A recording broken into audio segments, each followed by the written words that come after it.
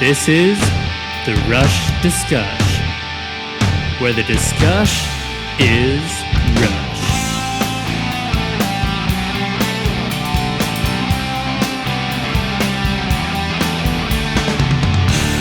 Hello and happy Tuesday to all you Rush fans out there, and welcome to the Rush Discuss, as we are happy to have Mr. Doug Helvering on our episode today.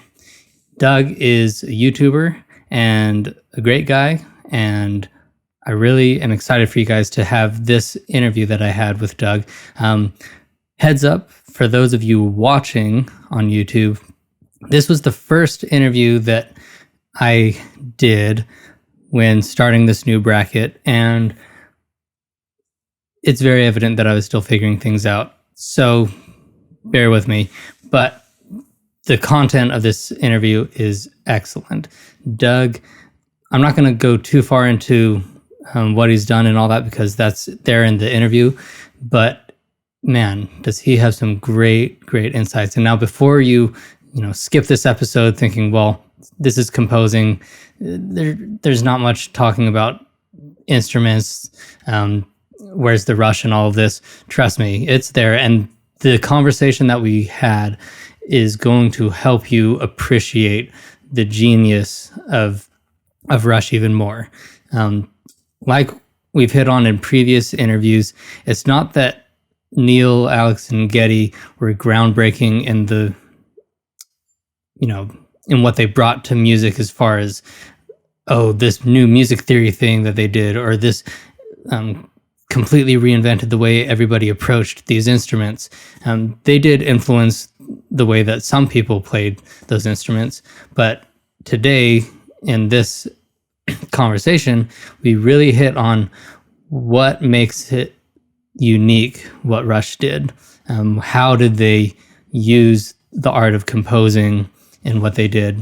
Not that they set out necessarily to be like, we're going to compose these songs and we're going to get these written in sheet music and do all these things, but what elements of composing did they use? What does it even mean to be a composer? All these things we're going to hit on in today's episode, and I really hope you enjoy. So without further ado, here's my interview with Doug. Welcome, everybody. I have with us a guest, Dr. Doug Helvering. Did I say that last name right? Yeah, you did. Perfect. Thanks.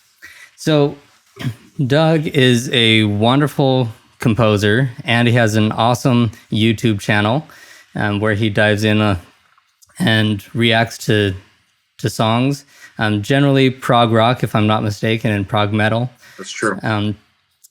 And highly recommend his channel, highly recommend some of his compositions. From what I've heard, they sound really great. So highly recommend Doug all around. But Doug, if you'd like to just start off and introduce yourself to the people, that would be wonderful. Thanks. Well, thanks for having me. This is going to be a lot of fun, and I always like having these conversations. And you did a very good job so far in introducing me. My name is Doug Helvering, and I have a background in classical music. I've been trained. I have 3 different degrees in music composition. So I've been a university professor for more than a decade, and over the past year or so, I found some time to start diving into some of the music that I've neglected over the years, and I've been having a great time cultivating this new community and looking at music, and just having a great time and meeting new people, and that kind of led us to chat as well. So I'm very pleased to be here. Yeah, very glad to have you. And actually, it was your video on La Villa Strangiato that actually popped up first that put you on my radar. So it was very enjoyable. I think that was my second. That was my second reaction to a Rush song. I think the first one I did was Xanadu. And one of my very good friends has been a Rush fan for decades. And he was over one night. This was way back like in March of last year. And I was saying, so which one should I do next? And he said, you'll get credibility with the Rush fans if you go for La Via Strangiato, because that's not really like on the top of everybody's radar of like what they're maybe most known for, in the zeitgeist, So that was a really fun one to do. And then we listened to it again as part of, we did an entire Hemispheres album listen over on my Patreon site. So just lots of fun. Awesome. Yeah. And that's what kind of let me know that you were what I wanted to bring on, because you've just got a way of breaking everything down and not speaking down to the viewer, and just helping express your love for music and being able to convey your knowledge while being accessible to people. And that's what I really appreciated. Thank you. Appreciate it. Now, what do you do professionally in the music world? Well, for the last decade plus, I have been serving as an associate professor, an adjunct, but an associate professor at Westminster Choir College, where I did my master's, and I would teach private composition, musicianship, analysis, orchestration, all sorts of fun stuff. And as part of that, my research component as somebody who is an active composer is writing and composing and publishing and cultivating performances around the country. So that's a lot of what I've been doing. Primarily, I ended up specializing in writing for choirs. So choral music has been kind of my thing for the last 25 years or so. I got into it in high school, and I enjoyed the music experience and the performing experience of that, and wanted to know how that ticks. And so, once you write a couple and people start really liking how that goes, they say, hey, would you write another one kind of like that for us? And then, fast forward 10 years and I've written a lot of choral music. So I've also written instrumental stuff and that sort of thing. But mainly I've been involved in writing music that with like regular scores, and so I haven't written like stuff for guitars and a whole lot of drumming and that sort of thing. So I don't listen to that normally. Yeah. And so all of this music has kind of gotten by me, and so we're catching up this year. But that's what I've been up to mainly. I would consider myself a teacher first. That's really what I enjoy doing. And then writing has been right there along with it. And I also am trained as a conductor, so I've conducted the Handel Messiah before, and conducted choirs for many, many years. And my minor was in voice, so I can sing a little. Okay.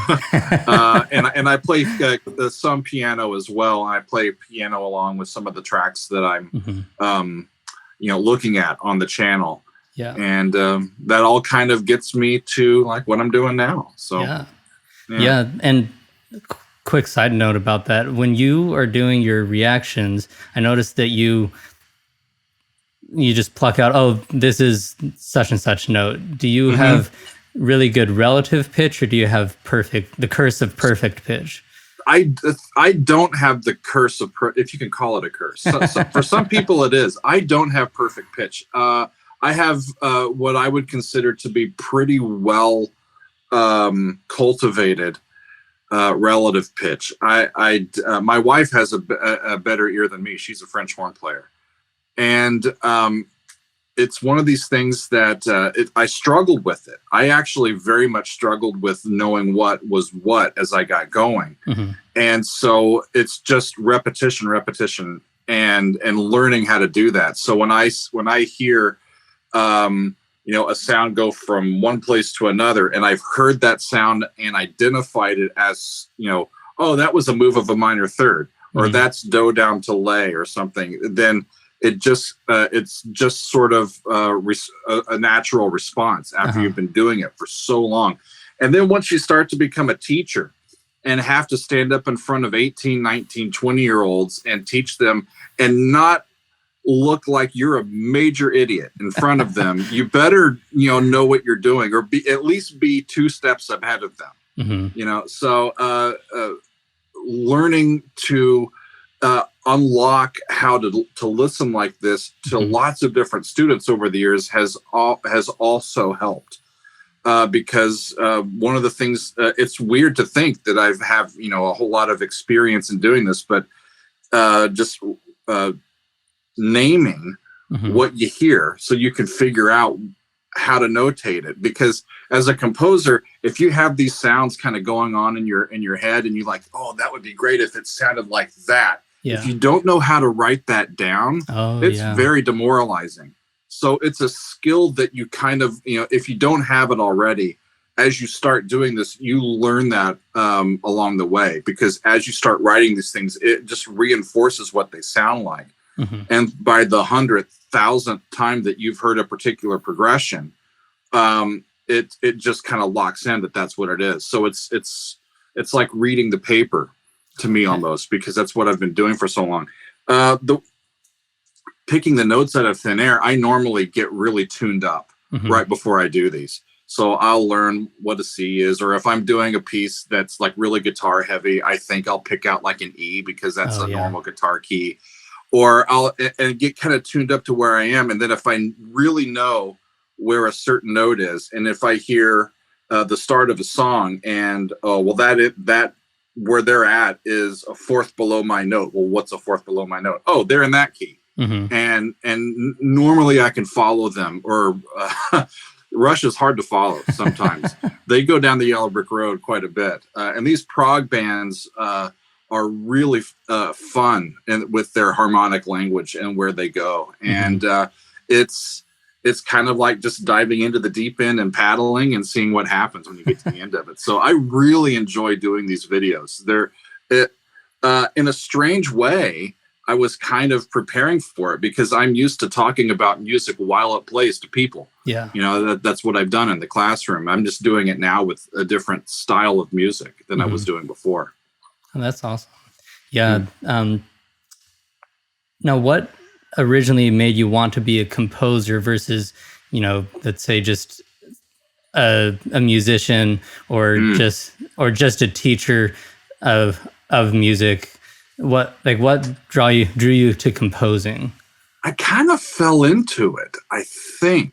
I came at it relatively late as a kid. I didn't have a real musical family or a musical upbringing. I kind of fell into it with some friends as I got into middle school and high school, and so I hadn't really had the years of piano training, or taking learning the trumpet or the flute when you're in middle school or grade school. I hadn't had any of that.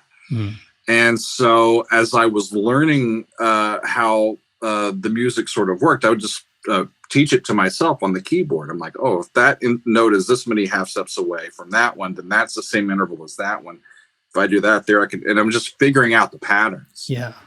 during high school, and develop my own little way of playing. And so it was just a natural way as I was exploring the way music kind of functions and works. I was also getting accustomed to improvising and finding my own sounds, and it Hmm. just sort of fell into it. And then as I got into college, I actually didn't start out with a music degree. I went for 3 semesters before I took the plunge and actually said, yeah, I think I'll do music as a degree field. And it was, the logic of it and the way that all of the puzzle pieces fit together came very quickly to me. But the way that it sounds and the techniques for playing and all of the repertoire, that was Hmm. the hard work for Yeah. me.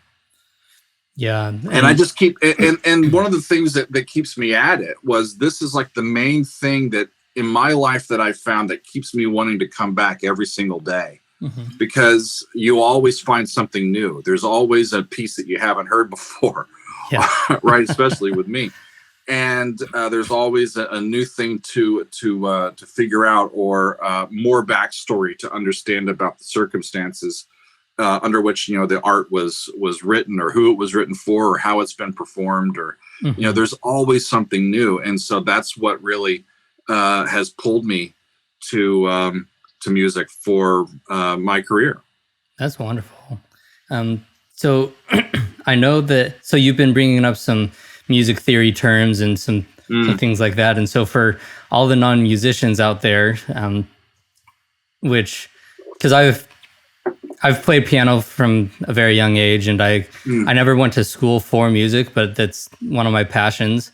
And so I know some of the lingo, but I know that when I was first learning music theory, it really turned me off and made me think, well, is music theory really that necessary, and does it kind of get in the way of the true art of it? And so can you speak to the function of music theory and why it is important, and maybe some, like, appease some of the people who might think that it just kind of gets in the way?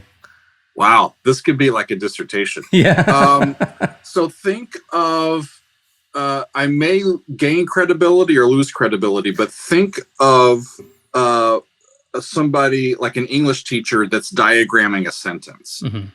That's basically the way that I'm using music theory in these videos, is I'm trying to point out the component parts and what those are called, so that we can objectively talk about what this is made of and how they're put together. When we kind of decided that, at least for the last couple hundred years, that, a 12 equal step division of the octave were the tones that we were primarily going to work with, there's a ton of combinations for those. And when you factor in rhythm and meter and instruments and all sorts of different techniques to bring about the music, there's always some new way of getting to those things. And so musical theory, when people think of music theory, they're mainly, I don't think they're really thinking about theory. Theory is like, the theory behind, tuning systems, or like, do inversions past an octave really exist? Those sorts of things, and not, that's a C chord and that's a D chord and that's in first inversion and that's in 4/4. That's just kind of the alphabet of how, sentences and paragraphs and full pieces are put together. It's very close to rhetoric that we get taught in speech class. If you're taught, well, you got to introduce something, and then, or tell them what you're going to say, and then tell them what you said, or you're going to say it, then tell them what you said. It's that rhetorical stuff that happens in music. It happens in poetry. It happens everywhere. Right. And learning the keys and the scales and the key signatures and, the chords and inversions and all that sort of stuff. There's kind of the basic letters and grammar for how the music works. And then once we get into that, we can talk about, combinations of things and how we put things together. And that's when you get to play with the Legos and build some stuff. Got it. So it's, to bring in another discipline, it's almost like all those parts that everybody talks about, like the keys and the scales, it's more like the arithmetic, whereas like the actual math of music is all the cool stuff that you can do with that arithmetic. Yeah, I mean, back in the day, like, the Greeks had it right. They considered music both an art and a science. And the thing about music theory is that it's always evolving, and it's just our way of trying to describe what's in the music. Now, the question that you asked, is it necessary? No. People don't need to know all this stuff. Just as people don't need to know how to diagram sentences very well, people can speak very, very eloquently and communicate very effectively without that. There's one band that I've looked at this year that is called Opeth, and I love their music. And I know, because I've read accounts by the lead singer, Michael, of that group, that he doesn't really know a lot of theory. He's doing a lot of stuff on instinct and just finding the sounds that he wants to find. And it makes for some very interesting progressions and interesting sounds, but for something very unique as well. So no, it's not necessary. And sometimes we can, as teachers, in our hubris and in our quest to like tell you what everything is.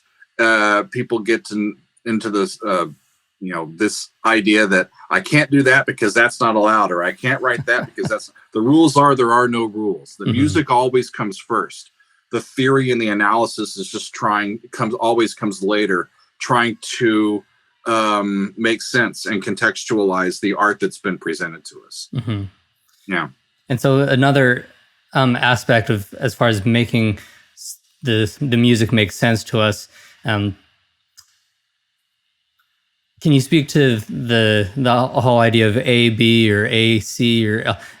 Those are kind of thrown around in songwriting stuff, and I know that for some people it can be very confusing when you talk about that. But what is that? Well, that gets back to rhetoric a little bit. So a lot, are you talking like ABA or stuff like that? So we're talking about rhetoric. So if there's, let's say, AABB, right? That can be a poetic thing. It can describe rhyme scheme in a poem where the first two lines rhyme and the second two lines, the third and fourth lines rhyme. A lot of this can go back to rhyme scheme and poetry, but sometimes it deals with music, and sometimes these get used like in song form. Like AABA is like an 8-measure phrase that gets repeated. So there's two A's, and then B is a different 8-measure phrase, and then A again happens. So you hear the first thing. Think Blue Skies by Irving Berlin. That's just an old tune. Blue skies smiling at me, da da da dee, da da da dee. They do it again. AA. Da da da da dee, da da da dee, da da da dee is B, and that comes third. And then Blue Skies singing the song, that comes last, and that's an AABA 32-bar song form. It's a way to organize your ideas.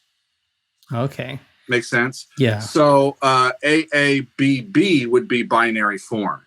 So you start a piece of music and you hear a theme. Let's call that A because A is the first thing in the alphabet. Oh, they're doing that again. Well, A repeats then, right? Okay. And then you hear something, and then A goes away and you hear something different. Well, that's different, so I'm going to call it B. And then that repeats, so I'll say B again.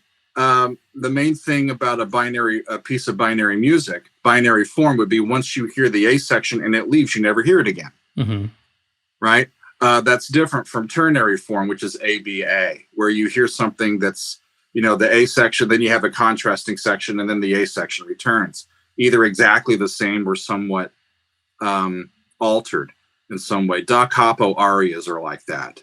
You write a first section, you write a second section, and you say, go back to the beginning and sing it again, then stop at the end of the A section. And you've written, 2/3 of a piece, and you get an entire piece by doing that.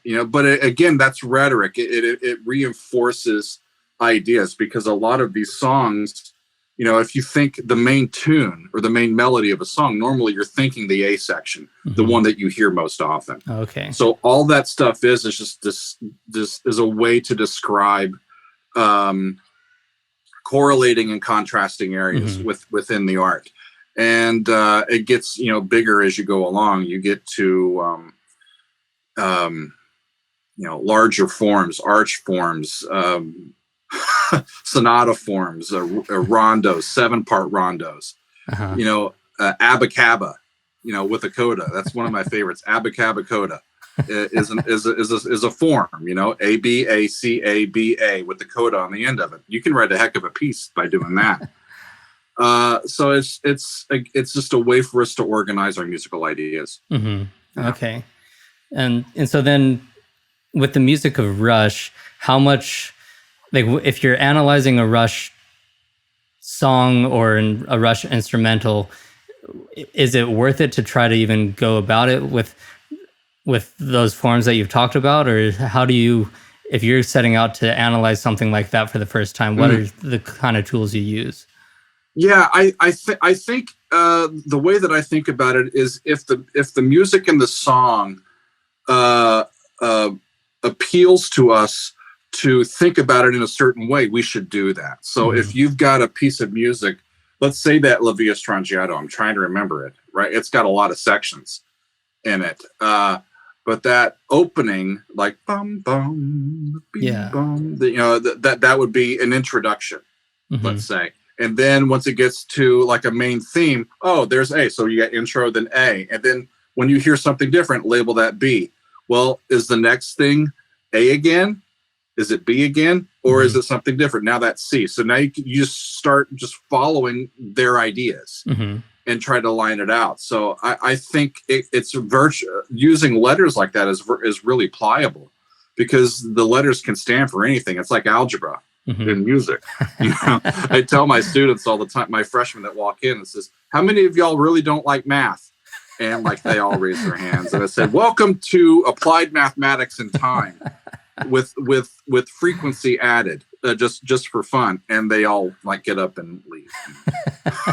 But it really is, you know, it's you know, the way that the rhythm and the sounds can just sort of detach us from time and sort of suspend time while we're with these songs is part of the magic of I think music in general. Yeah.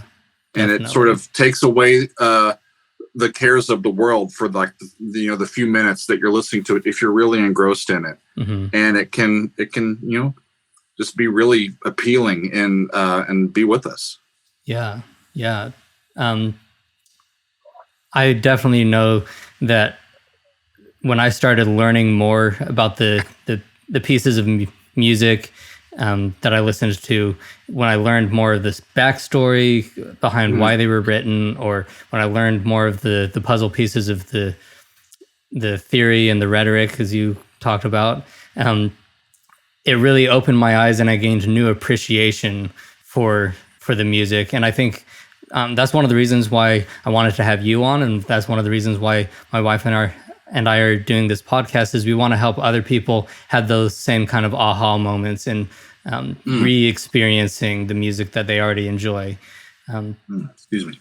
And so as a composer, when you're setting out to write something, does it matter if you're like, is there a difference of approach when you're writing a song, so a piece of music with lyrics, or an instrumental piece? Wow. You know, if you were to get 10 composers in a room and asking their process, you get 10 different processes. It all has to do with how our brain just approaches this stuff. For me, I feel much more at home writing texted music than I do writing untexted music, because I think it very much helps me. I've always enjoyed poetry and enjoyed the spoken word, and enjoyed the written word and reading. And when I have a nice bit of poetry in front of me, I get a sense for cadence. I get a sense for the rhythm of the poem. I get a sense for ups and downs. You get vowel sounds. And, you know, it's hard, you know, if you're going to go for a high note or a big power sound, you should probably do that on a more open vowel than a closed one if you can. It helps the singer. So if I'm paying very close attention to a piece of poetry, it can give me tempo, it can give me meter, it can give me melodic contour, it can give me punctuation in terms of cadences.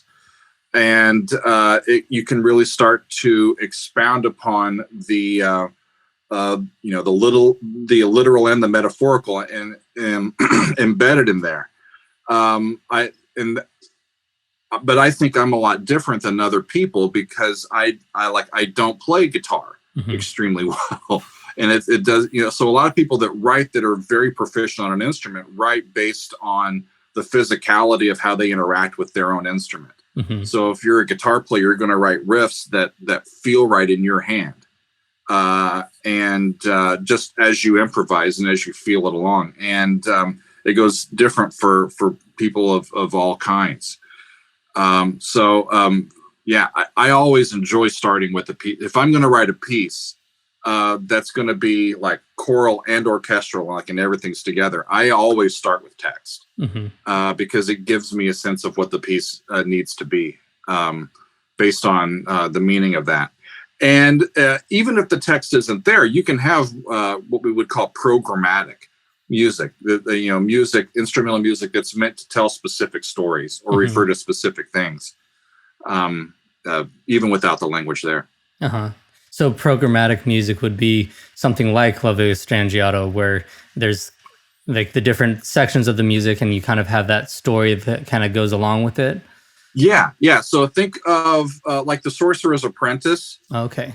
Think the old Mickey Mouse episode, right? So that's got a story to it. Think also Sprach der Zarathustra, the 2001 Space Odyssey. That comes from what composers would call a tone poem. Or think of movie scores without the movie, right? These are pieces of music that are designed to stand for specific things and take us through a story. Peter and the Wolf is going to be something similar. Like The Pines of Rome from Respighi has certain things and elements that it stands for, that sort of thing. Okay. Yeah.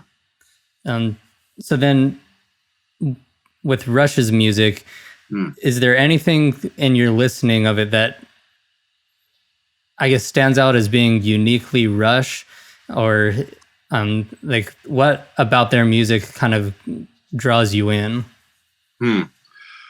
Wow. Well, the thing that I would say is Rush is unique because of and only because of the three people that happen to be the people in the band. I mean, there's nobody else who's Geddy, and there's nobody else who's Neil, and nobody else who's Alex. And the way, there's Neil's brain doesn't exist in any other person and his experiences. So that his lyrics are singular, to him. And I mean, who else sings like Geddy? I mean, it's a specific sound, right? And just, so the color of the voice, the way that the drums work, the way that Alex plays guitar, that specific sound becomes unique to them. The materials and the techniques that they're using are not unique, I would say. Like overall unique. They're working in the same swimming pool. Yeah. They're just building it their way instead of the band on the other side of the fence in their swimming pool. It's what makes it fun, because listen to covers of classic songs. As soon as a different vocalist enters in, the song takes on a different color and a different context, different interpretations, and the music itself becomes fluid in that way. It adapts to meet the humanity of the people that are performing it. Yeah, I definitely like your point about covers. It sometimes does feel like a completely different song when you have a different singer, and even just people who are interpreting it different on their own instrument, even if it's not singing. And so I think that's a really great point, that what makes them unique is the fact that we are all unique and we all bring different things to the table. Sure. Yeah, because the Police were a trio.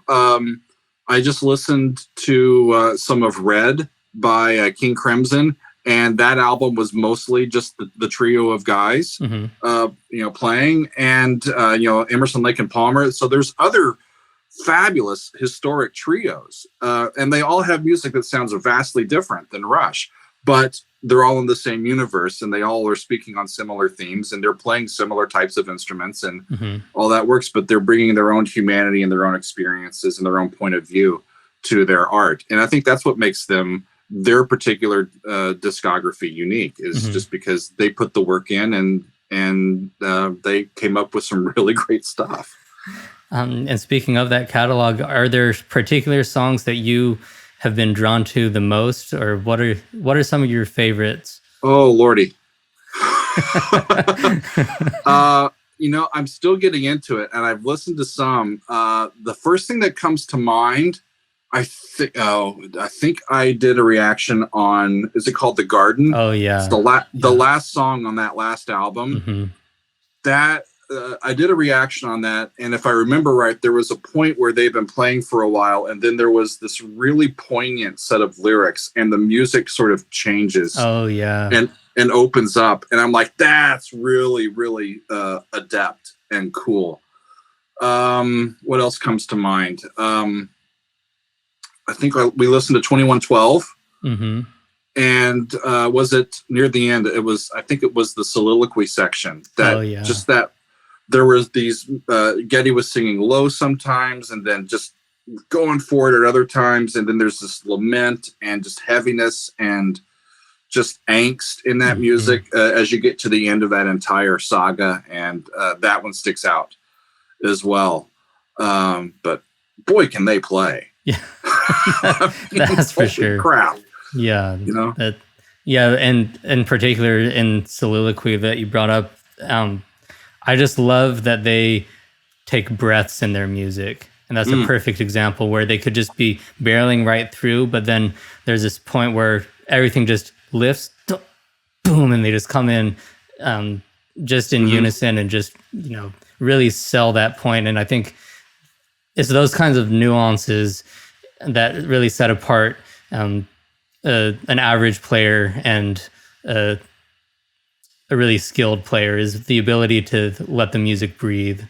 Sure, and that's a very difficult thing to teach people how to do. It's something that I've struggled with over the years. Is if you're composing something and you're trying to figure this stuff out, like I'll work for 4 hours and end up with 12 really good measures of music, and I'm like, well, I've been working for 4 hours. I should probably move to something else, not realizing that the audience has only had about 10 seconds or 12 seconds to hear your stuff. So go back and repeat that. You haven't left that yet, or this needs to breathe. This needs, so it takes practice to come up with that. And it's the mark of I think real maturity in this space, where the music is paced, because they know that we sometimes need some time to process what we just heard, and they just can't keep, blowing our minds every 10 seconds. Yeah. We need to be able to recover and experience it, and then ask for more. It's not an easy thing to accomplish. Now that idea about you spend all this time on 12 measures and you need to let the audience take it in, is that what it's called when it's referred to as developing, like in composition? If you're developing something, is that the idea of, stretch the melody out and let the people kind of internalize it a little bit more? Yeah. Think about it this way. If I'm going to write a 4-minute section of music that ends up being like 4 minutes, and whether it's a standalone little movement or it's a section of a larger piece, you don't want to have 4 minutes of actual music in that amount of time. You want like a minute or a minute and a half's worth of music. If that can then be referred to or repeated or somehow worked on. Maybe there's a counter melody that works in with it, that can work into itself. But if you write and perform nothing but brand new sounds all the time, it's like the yellow brick road. The audience doesn't have a point of reference, because they're always trying to figure out where it goes. Sometimes that music can work as like stream of consciousness pieces, but in my experience, not very often. So think about any of Rush's songs of any length. You'll hear repetitive themes. You'll hear, that's the whole thing of verses and choruses. Think about a verse as an A and a chorus as a B, and how they interact with each other. And sometimes there's a bridge, and there's an outro or an intro. We would call that a coda, or a development section in a piece of symphonic music is just taking the themes that came before and just kind of chopping them up and using them in fun ways. And those are typically, think of those as your solo sections. Okay. Where there's some, now that you've established what the song is about, we're going to go on a journey and figure out how this feeling can be stretched and pulled apart and looked at from all sides. Oh, okay. Yeah. Okay, so yeah, like when the guitar solo is going, and generally the guitarist is just soloing over chord progressions you've already heard. It's kind of like that a development section where they're taking it in new directions but still using the old material? Sure. So think a solo section, to me, if I was going to compare it to something specifically in classical music, I would consider it a theme and variations. Oh, okay. Right? Because you've got a certain set of measures that start repeating harmonically. And then the player gets to present a pre-written theme, or they can then expound upon that and do different loops on it, or they can keep rolling over on it and keep making new stuff from that. That would be like a theme, and then variations on that theme.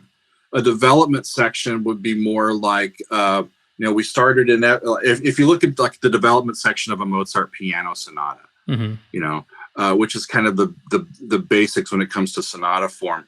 They'll start in a major key, and then he'll modulate to that key's fifth, because that's just what they did.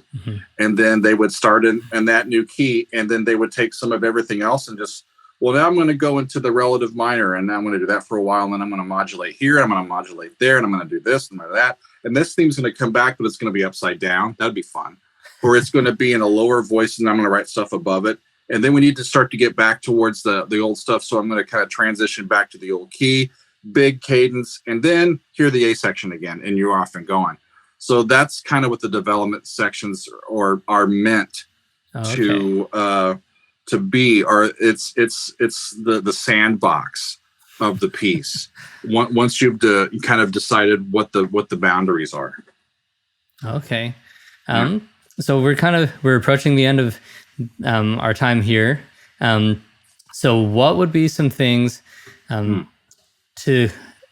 for people who maybe are not into classical music? What would be some pieces you could recommend to someone who's a fan of Rush or of other prog music?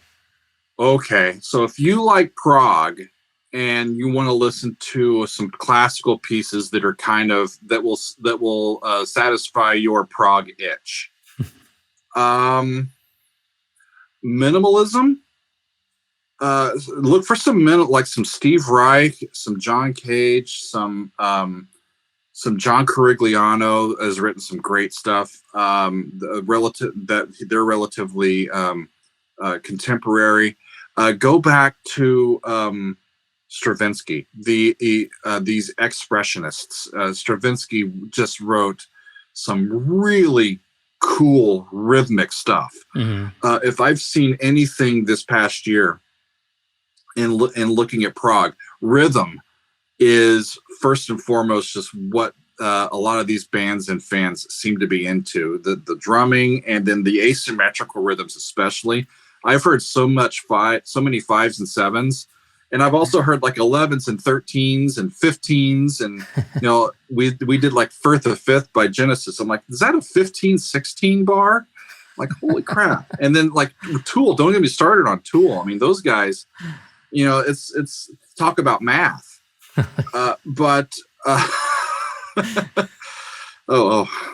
It's I can't remember what I was talking about. Now I'm thinking about Tool. Right, recommendations. There's some Bach fugues, especially the big organ fugues, but the 20th century has some Hinastera is got some really cool stuff. Even like Leonard Bernstein. Oh yeah. Sam Barber. I mean, who hasn't been moved by the ending of Apocalypse Now with that score, right? Sam Barber is an amazing American composer. Gershwin. LTE did a cover of Rhapsody in Blue, and it totally works as a prog tune. It completely works as a prog tune. I can see that. It's really fun. So in the 20th century and forward in a lot of these classical genres, you get the addition of the percussion section as a mature section that is its own section. In earlier times, the percussion would just be like the timpani, and they only played when the brass played. So they are almost considered an extension of the brass, and it was kind of this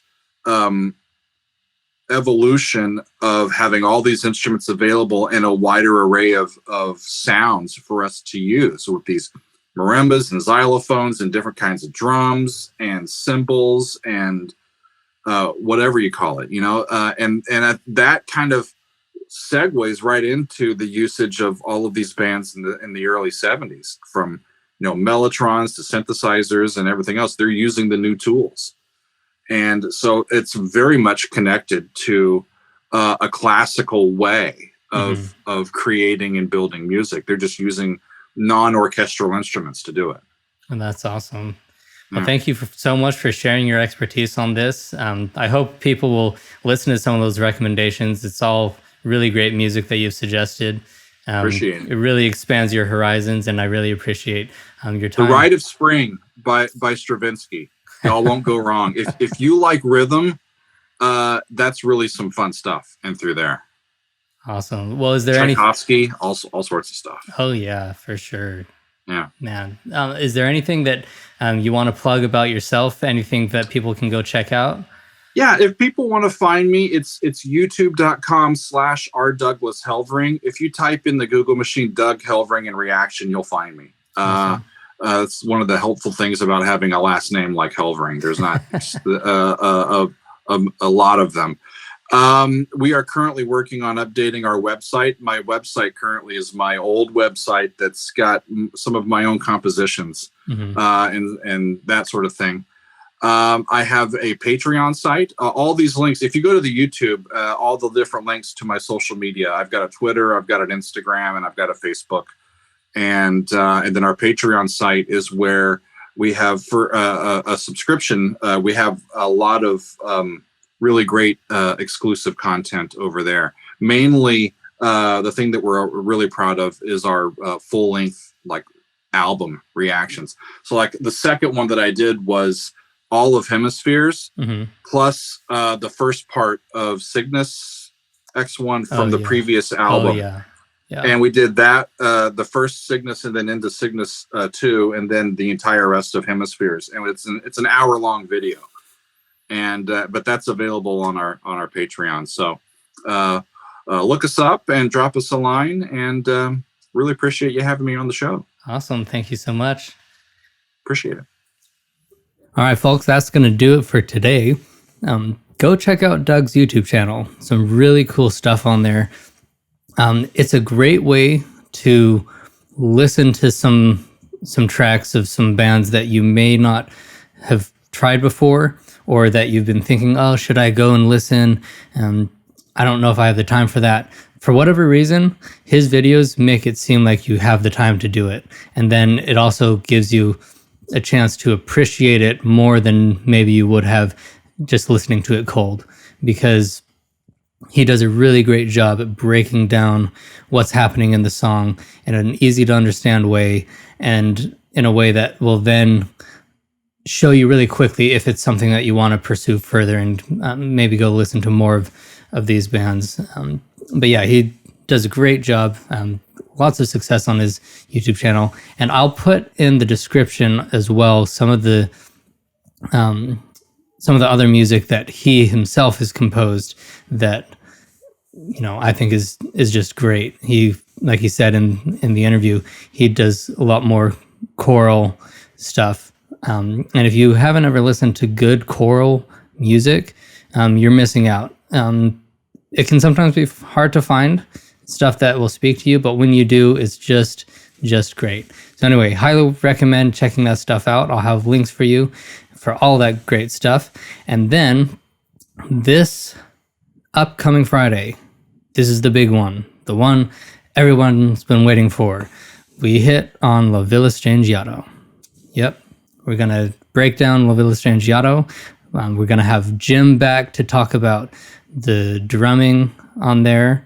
We're going to have, who is it? I mean, Doug's going to come back and talk more about La Villa Strangiato and the Main Monkey Business. Those are the two battling it out.